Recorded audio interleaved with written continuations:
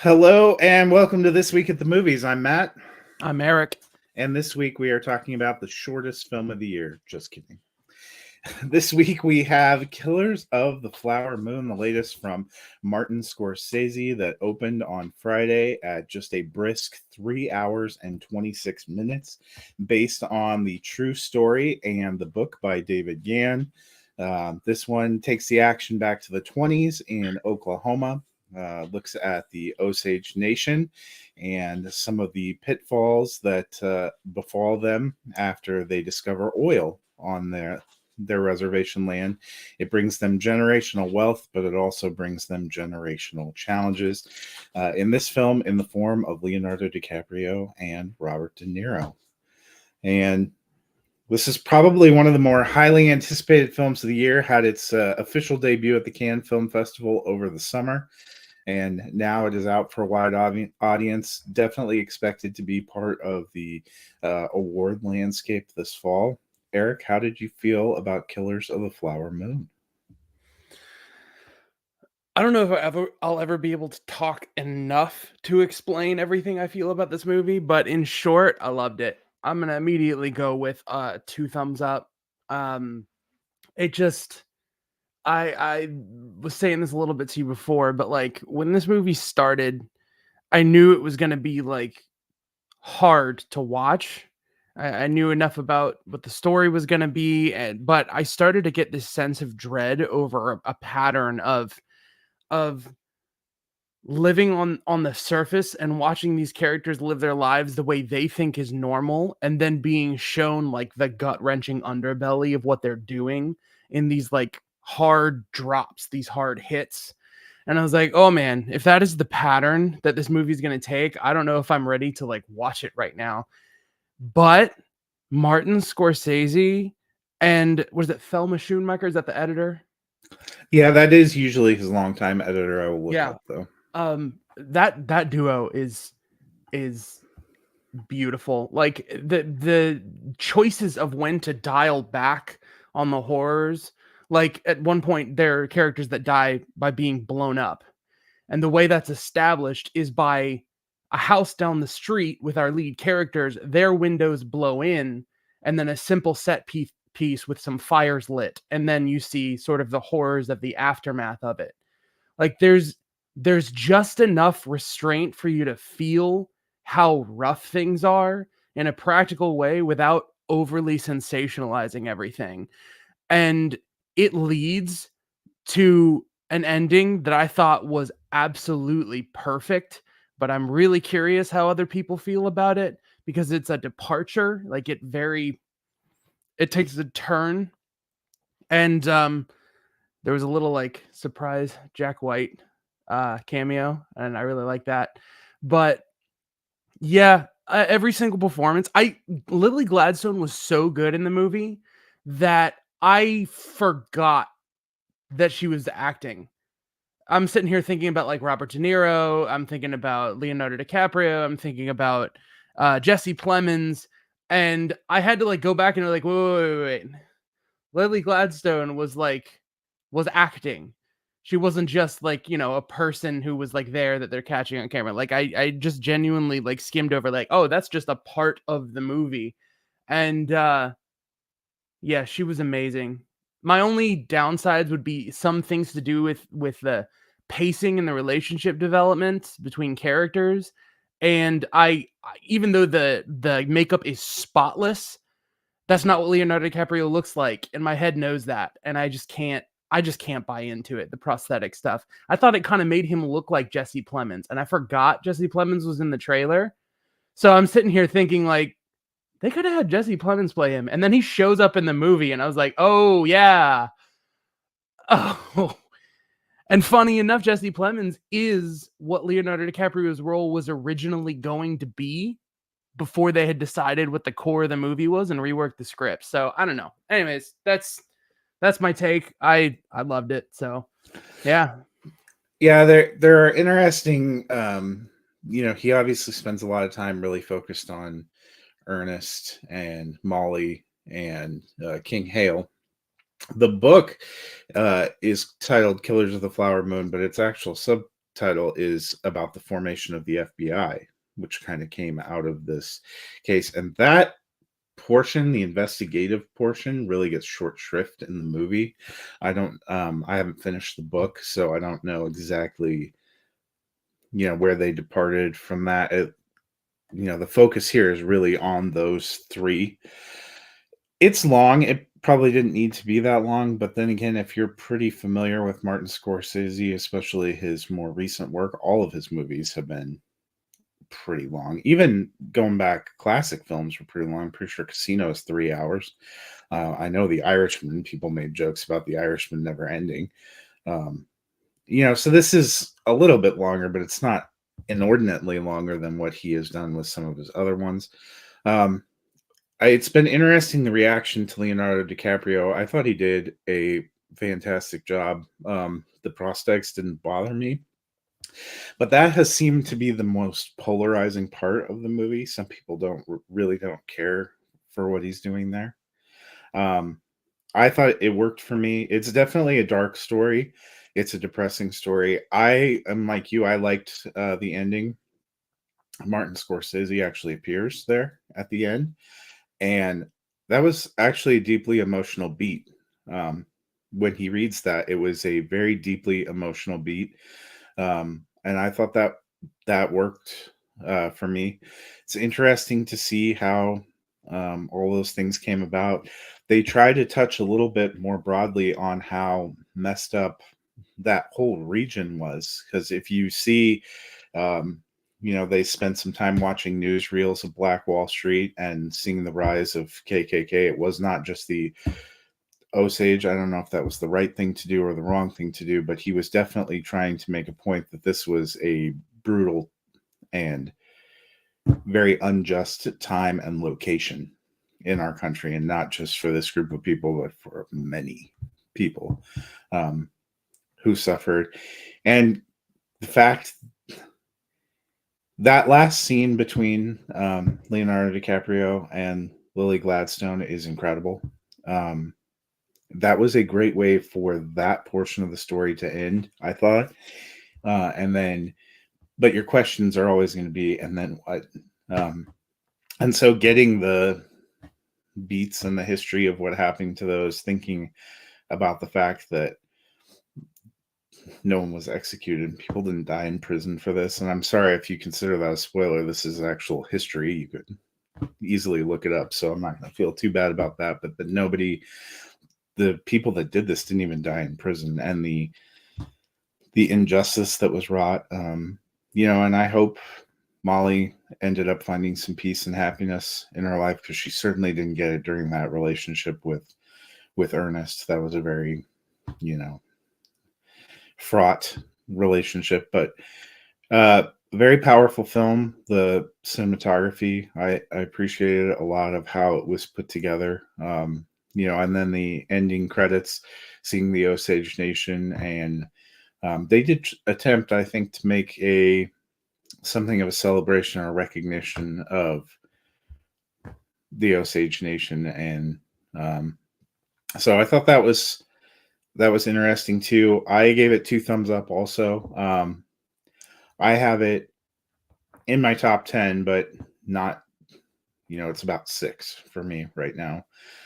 So I'll be curious to see how it hangs in there. We have quite a few bigger films coming down the line. This feels like another pretty good win for Apple Films, which, this was a co-production with Paramount. They have another big awards bait movie going into theaters. That's Napoleon, which we saw the trailers for, with Ridley Scott and Joaquin Phoenix. So it's kind of interesting to see how much of a player that, not just on the small screen where they've started pretty well doing some dominance in TV categories, but they were the first streaming company to win Best Picture a couple of years ago, Coda. Okay. And now, starting to kind of go out there. I'll be curious to see how that plays in. This, obviously, I'm assuming at some point this movie is going to end up on people's Apple TV Plus. Yeah, I see Lily Gladstone almost. I can't really imagine what it would take for someone other than her to earn Best Actress at this point. Now, I haven't seen every movie that's come out this year, Um, so I might have missed some I performances. mean, But I still like what Margot Robbie did a little bit more, and I definitely like what Greta Lee did in Past Lives a Past little Lives bit more. was Past Lives was great, but Those I are don't know. the I just haven't. those are the top three up there for me right now, but I don't know if I'd have her as my overall number one.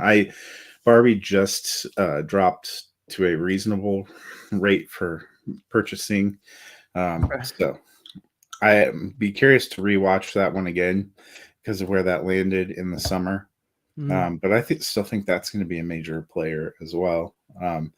And we Mhm. haven't even seen Oppenheimer drop to streaming. That's another one I would like to see again because there was a lot of hype and it was very exciting when we watched them in the middle of July. And we're going to see a whole bunch of things now as we move through October, November, December. I'm going to be curious to revisit a couple of those and then start stacking them up. Yeah. But this was the sixth pairing of Leonardo DiCaprio and Martin Scorsese. So before we get out of here, I thought we'd touch on a couple of other ones that they have done. I'm going to start with one that I think is pretty underrated, which is actually one of my more favorite pairings from like a devastating ending and performance standpoint, and that would be Shutter Island. I don't think when a lot of people talk about those two together, you don't have a ton of discussion about Shutter Island, and it's a little bit of a darker and a stranger film, but there are some things that go on in there. And then for me, it's that we talked about. I think both of us were a little bit gutted by the ending and that last exchange for DiCaprio and Gladstone in Killers of the Flower Moon. What I always remember kind of being stuck with in Shutter Island is the walk-off lines for Leonardo DiCaprio's character in that film. But Eric, what did you think of Shutter Island? I was obsessed with Shutter Island when it came out. I was like just getting into college, and it was sort of, I was early into understanding Martin Scorsese as like a person to follow, like as a movie maker. And it's funny because it's rare that he branches into like genre type movies, and this sort of mystery, like, oh my gosh, it's not like, it's not quite like any other movie that he's made, but it is an engrossing mystery. The Like, there's so many little details that I obsess over. This one is a 2 thumbs up for me, by the way, but I know it's not on the top of everybody's list for that. But like, little details like the lady is offered a glass of water and then holds up an empty hand to drink the water, and then the water is back on the table. Like, intentional errors in the editing to kind of feed seeds of doubt. And like you said, it all builds up to, I think, just those last closing lines that say everything about the movie. And it's kind of gut wrenching. Like, Um, it's another one of those cases where he knows when to sink you into horrific images and things, but he knows not to do too much to make you lose interest in this, which is more of like a fiction and more of a, like a, it's a story with kind of a point and a message to it, but it's not like a true story shot more documentary style. So he again does a really good job of walking this tightrope of not like pushing things too far, but pushing them just a little bit outside of your comfort zone and far enough to keep you like invested. And like, it's just, yeah, Shutter Island's amazing. Yeah, based on a Dennis Lahan novel, and obviously we've seen quite a few interesting adaptations of his work. Gone Baby Gone, Mystic River. None of them are happy stories. Probably fitting. One of the movies they'll move on to that I think is one that people probably think of a lot when they think of their pairing together is The Wolf of Wall Street, which is another one that's a biopic based on a nonfiction book about Jordan Belfort and his exploits. Was a big player in the Academy Award race. DiCaprio got a nomination, was the Best Picture nomination. Another fairly long film as well, and one that just has a lot of interesting stories and probably a little bit of a polarizing ending because of the real life Yeah. truth of it, that Jordan Belfort not only wasn't especially held to account, but actually parlayed that into a more famous phase of his life as an Mhm. author and as a media personality. This was another one. I don't know if it was for everyone. A lot of people were put off by some of the over the top things, maybe not wanting to admit that that's what Wall Street and that kind of decadent era and segment of society is like. But I thought it was very engaging. It's probably one of the most memeable films. There are a lot of memes and a lot of like gifs that you get from him, tipping to the FBI off of his ship, to Matthew McConaughey's beating his chest, and some of what Jonah Hill does. But what did you think about The Wolf of Wall Street? Um, I also really love The Wolf of Wall Street, and again, it kind of comes back to the editing and the control of the story. Like apparently, I've heard a lot of stories about Jordan Belfort and a lot about that time in his life because, like you said, I'm not sure if it's quite a good thing that sort of the phase of his life where he started to tell this story granted him a lot of fame and privilege.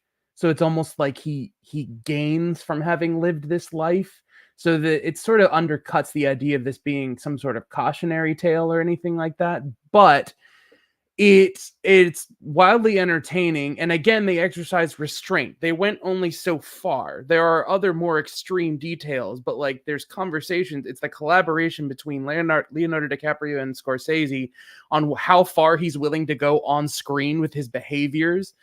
And again, it comes back to this: the movie is paced like a trailer for somebody's life. And so I never feel the length. I don't feel the length of Goodfellas. I don't feel the length of Wolf of Wall Street. I did feel the length of Killers of the Flower Moon, but I still have to say that that movie felt breakneck to the point that the way time was passing made me feel like you sit with like the things that you have to sit with, and otherwise it's like boom, boom, boom, boom, boom. Like, so it's always so impressive to me. Like when I hear Martin Scorsese is going to make another long movie, The Irishman is the only movie that makes me doubt that he's going to use that time as effectively as he can. And Wolf of Wall Street, I think, is a great example of a movie that justifies its length. And it's again, it's not quite like any of the other movies that he's made. He always finds this unique reason or angle to tell a story. And yeah, just I think Leonardo DiCaprio relished the role and being on screen and whatnot, and I love Matthew McConaughey in it. And It's hard to believe that yeah, movie is 10 years old this year because it was I know. 2013. I was But you are right. yeah. That was another, 3 hour um, adventure. But I don't think it feels overly long either. Um, sometimes they're just longer stories to tell. And this honestly has been a year. We've commented a few times of longer films, but if they're done well, Yep. it's not that big of a deal. Well, the last one of their pairing that we're going to touch on, we looked at Shutter Island, which has probably the killer ending, like what we saw at Killers of the Flower Moon, Wolf of Wall Street, which was based on a true story, like what we saw in Killers of the Flower Moon. But probably their most famous pairing is The Departed 2006, one Best Picture, one Best Director for Scorsese, a very hard-bitten crime drama, very much organized crime, like what we see in Killers of the Flower Moon. Great back and forth between the foil characters played by Matt Damon and Leonardo DiCaprio. A really fun performance from Jack Nicholson. A really fun performance from Mark Wahlberg.